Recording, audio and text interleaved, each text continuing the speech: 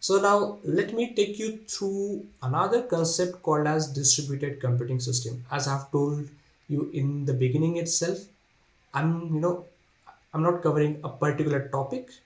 In this 1 hour session, I will address multiple topics. Another one in this list is distributed computing system.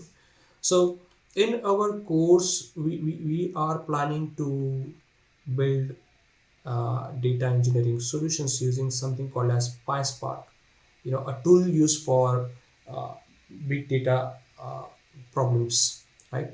So what happens? Earlier, I have shown you a diagram of client-server architecture, right? So there you have one client machine and one server machine. Obviously, you can scale up that system, no doubt, but it has some limitation, especially like softwares like, let's say, Excel or any other production grade database for that matter.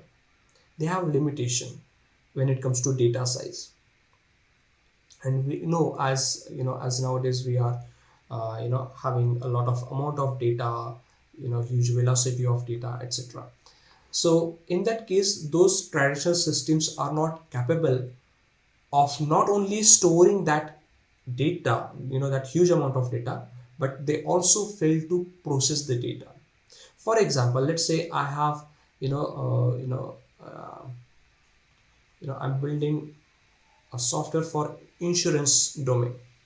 I have details of millions of customers, like height of a person, weight of a person, right? So obviously you will have so many factors, so many parameters related to that patient, but I'm just considering these two for now. So with traditional storage mediums such as simple files, data files, or databases, you will face challenges while storing such a huge amount of data. And not only that, maybe you going ahead, maybe you want to uh, you build an AI system that predicts uh, whether to approve or reject that insurance claim. And to build that AI model, maybe you want to you need to create a new column in your database, in your data set, called body mass index. We know that body mass index can be calculated using height and weight, right, of a person. Now again, here the traditional system faces challenges to perform such a huge amount of computation for those millions of rows of data, right? So here comes distributed computing system into picture. You might have also heard of, in addition to PySpark, Hadoop, right? So all these systems basically use this distributed computing architecture.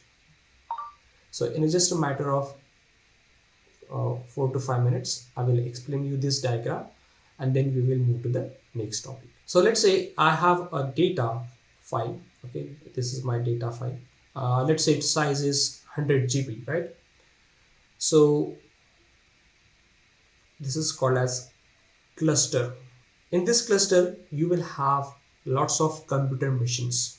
You can think of them as computer servers, right? One of the machine is this master node. Okay, and then you can see that there are racks, as I have shown you earlier. These are racks. The green color boxes are racks, and within those racks what you see is something called as worker nodes.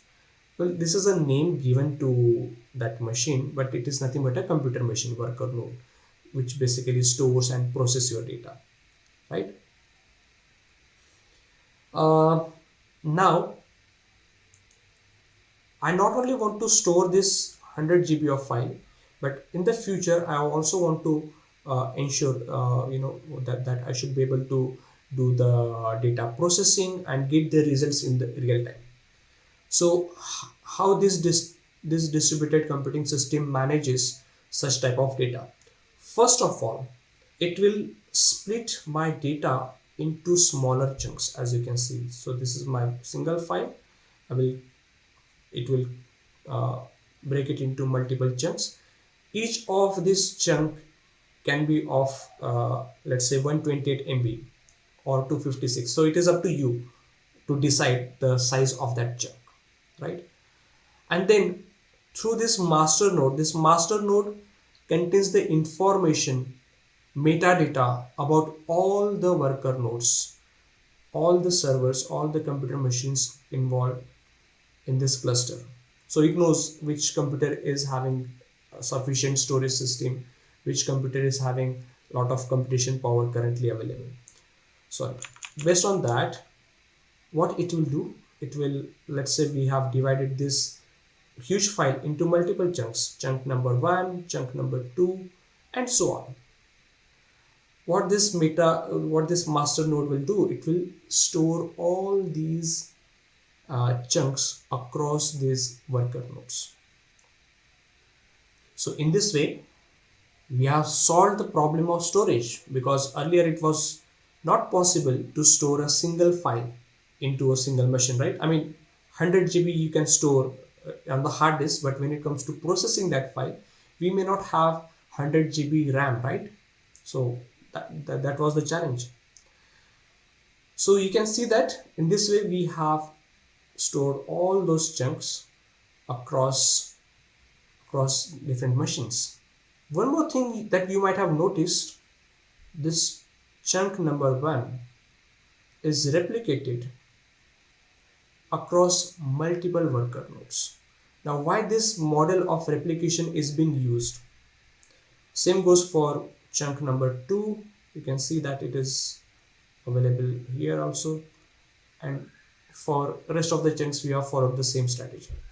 The reason for this replication of data is to ensure the reliability of the data. What happens if this particular machine goes down due to power issue, due to network issue, or maybe due to some hardware failure, right? In that case, what will happen? You will lose that data, right? We don't want such type of systems for our production applications, right? So there comes replication for help. So since I had a backup of the data, located into some other system, so we can quickly use that. So that is one issue that we have solved the issue of storage, and through replication factor we have attained the reliability, right? And not only that, as I was telling you, if I have to calculate body mass index for all those millions of patients, I'm just giving you one example, that is body mass index, but in real world scenario you might be performing some complex calculations, right? Now if I have to calculate this body mass index, so this particular computer, let's say it has to do the computation for only 10,000 patients.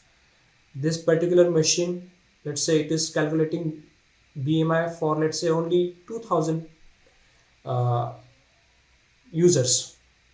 So now you can see that we have distributed these calculations, or this data processing across multiple machines.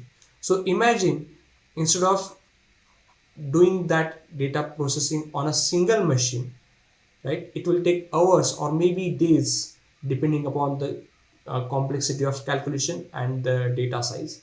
But now that we have distributed that operation across multiple nodes, we are able to achieve our result in a shorter time. So the speed of processing has increased through this distributed computing system. I hope this concept is clear to all of you. So this is an architecture, theoretical architecture, and as I was telling you, this PySpark and this Hadoop system, they uses this architecture, right, to achieve the scalability, to store the big data, to store and process big data. So we will see a lot of PySpark code functions, through which we can do such type of data processing. Yes, Diksha. So, as far as such type of systems are concerned, either you can install PySpark on your local machine, right, and get your PySpark code executed, or you can also use Databricks like system, So I have planned, to use Databricks. Uh, Although they have, they ask for paid subscription, but we can all but for the learning purpose we can use their uh, community edition, which is free for almost 2 weeks. So I think 2 weeks is more than sufficient for us to explore that platform. So we can, we can create account over there and we will execute some PySpark script on it. Okay, So Nile sir, I have a yeah, question over. yeah, please. Just I was combining all. You said like there in the cluster there are nodes which carry duplicates and that are to be go through the master node, and Yeah. how if the main if one you're talking about the in first node, I will say one data is corrupted. Then Mhm. how we will get to know that the in the other we have like in the worker node our data is over there is like link like a primary key or something like to fetch the data. How the reliability will increase by this and the speed as well increase by making into the chunks. Okay. So, Sanchita, sorry. Sanchita. So, yeah, Yes. yeah, yeah. So, Sanchita, there is something called as config file, right? So, in any of such system, you have a config file where Mhm. you mention the different properties related to your architecture. So, this may include, the chunk size. This may include the replication factor, etc, right? So that is one thing. And uh, and about your question that what if some, a particular one goes down, then you don't have to worry about that how system finds the replica of this chunk number one. It will happen automatically. So this system is smart enough to, to handle such type of catastrophic events. You don't Mhm. have to manually dictate each and everything. Okay, so I don't have to like worry about my queries when I am running to fetch the data. Yeah, yeah, yeah, Okay. One question, Nilay. yeah, yeah, So, please. the data is being duplicated, right? In that scenario, meaning we are allocating extra space in the storage. Um, so, how many such instances will be there? Meaning, let's say chunk number one, okay? How many chunk number ones will be there across that Okay, worker okay, nodes? okay. So that you can mention in your configuration file. Oh, sorry. Okay. In your configuration file, you can mention the replication factor. Uh, in most of the cases, I have seen three, but depending upon your requirement, you can decide that. Okay. So let's say I'm an insurance company and I'm using AWS for instance. Um, so let's say if I put that chunk number one in all the worker nodes, right? So it will slow down my system, right? Like let's say if I query or if I get some data, trying to get that data. So will there be any limitation for it? Okay, you mean to say that, let's say you have got 100 worker nodes, so you will create 100 replicas of chunk number one Correct. across cluster. Usually we don't follow such practice because then you will have too much of data duplication, and as you have pointed out properly, that it may cause speed issue, right? So Mm-hmm. usually we don't go for such a high replication factor. um, yeah. Okay. Yeah. Um, And Okay, so there is no limitation for it, meaning I can do that, but it's not a good idea to do that, right? yeah, yeah, yeah, yeah, true. Okay.